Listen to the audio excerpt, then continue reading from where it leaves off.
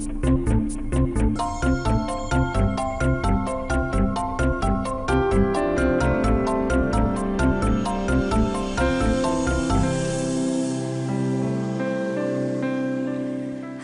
I'm Margot Politis. Welcome again to Study English IELTS preparation. Today we're going to look at cycles, at phrasal verbs, and then we'll finish with a bit of punctuation. But now here's a man who is a microbiologist and a mushroom grower. He's talking about mushrooms and the part they play in the carbon cycle.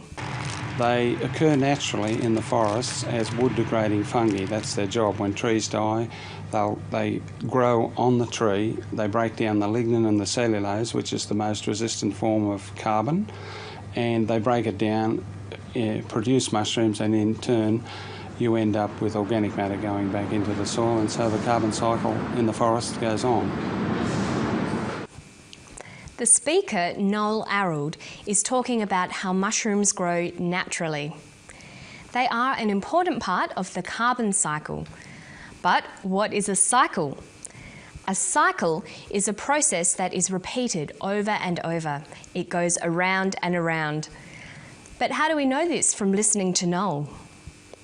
When trees die, they grow on the tree. They break down the lignin and the cellulose, which is the most resistant form of carbon, and they break it down, produce mushrooms, and in turn you end up with organic matter going back into the soil, and so the carbon cycle in the forest goes on.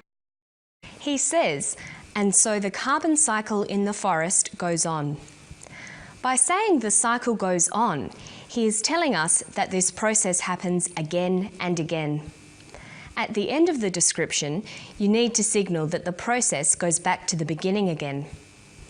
We can say the process goes on, the process begins again, the process repeats itself. In a cycle, there is no real end or beginning because the process just keeps going. When describing a cycle, we need to start somewhere, then describe in order each part of the cycle. There are many different ways of describing the stages of a cycle. We can use transition signals like when, once, then, or next. When speaking, you can also use pauses and intonation to describe a cycle. In written language, this becomes punctuation. Listen to Noel Arrold again describing the different parts of the cycle. When trees die, they grow on the tree. He says, when trees die, they grow on the tree. When trees die, comma, they grow on the tree. The first part of the cycle is that the trees die. The second part is that when the trees die, fungi grow on the trees. That's the next stage. When trees die, they grow on the tree. They break down the lignin and the cellulose, which is the most resistant form of carbon, and they break it down, produce mushrooms. Okay, he says that the fungi break down the lignin and the cellulose. They break down the tree. So the third stage is that the fungi break down the tree. Fourth, they produce mushrooms. When trees die, they grow on the tree. They break down the lignin and the cellulose, which is the most resistant form of carbon, and they break it down, produce mushrooms, and in turn you end up with organic matter going back into the soil. And so he says, in turn, organic matter goes back into the soil. In turn signals the next stage of the process. In turn means next or because of that. That's the fifth stage. The organic matter goes back into the soil. And then what happens? When trees die, they grow on the tree. They break down the lignin and the cellulose, which is the most resistant form of carbon, and they break it down, produce mushrooms, and in turn you end up with organic matter going back into the soil, and so the carbon cycle in the forest goes on. The carbon cycle in the forest goes on. The organic matter helps new trees to grow again, and then those trees die. We're back to the first stage again. This is the carbon cycle. Okay, now we're going to look at some phrasal verbs.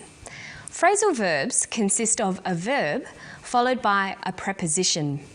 This forms a new verb, sometimes related to the original verb, but sometimes not.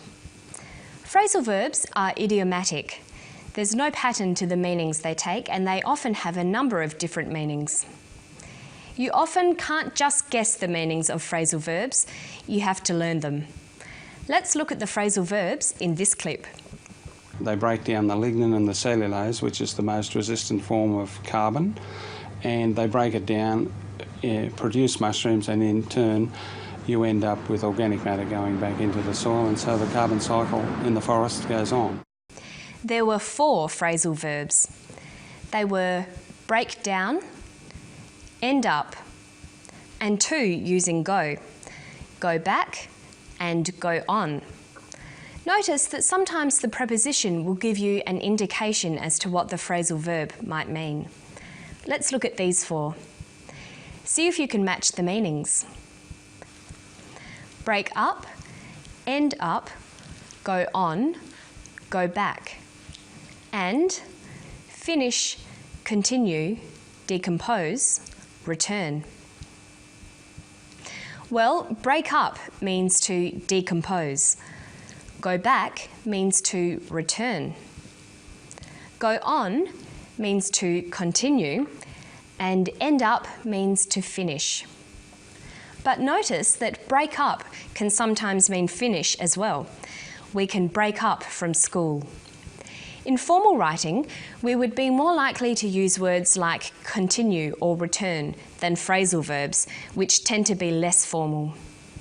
Phrasal verbs are difficult to learn because there are so many of them. Look at go. We've already seen it with go back and go on, but there's many, many more. And remember, most of these have got more than one meaning. It takes a lot of time to get used to all the phrasal verbs and what they mean. You need to listen carefully to people speaking and the way they use phrasal verbs. Another important thing to do is to write them down in groups and buy a good phrasal verb dictionary.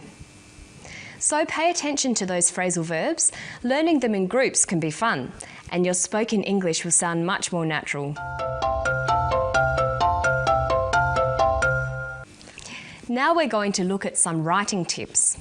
For variety, it's important that you use a lot of different sentence types of different lengths. The difficult thing is finding the balance.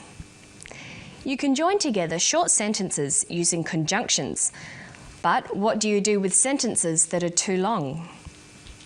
This sentence has many ideas, all joined together with and. How many ands are there in the sentence? They break down the lignin and the cellulose, which is the most resistant form of carbon, and they break it down, produce mushrooms, and in turn you end up with organic matter going back into the soil, and so the carbon cycle in the forest goes on. There are 4 ands. This sentence is too long and should be edited. The ideas can be broken down into smaller groups and shorter, clearer sentences. There are several ways of doing this. We can use punctuation, conjunctions, and connectors. So let's have a look. Here's the full sentence. We can start by using punctuation. Use a comma to separate clauses. Use full stops to separate complete ideas. And you can replace some of the ands with full stops. But remember, the new sentence must now start with a capital letter. Now we have a clear paragraph expressing a number of ideas with different kinds of sentences. And the carbon cycle goes on. But we can't go on. It's time to end this episode of Study English. But I'll see you next time. Bye-bye.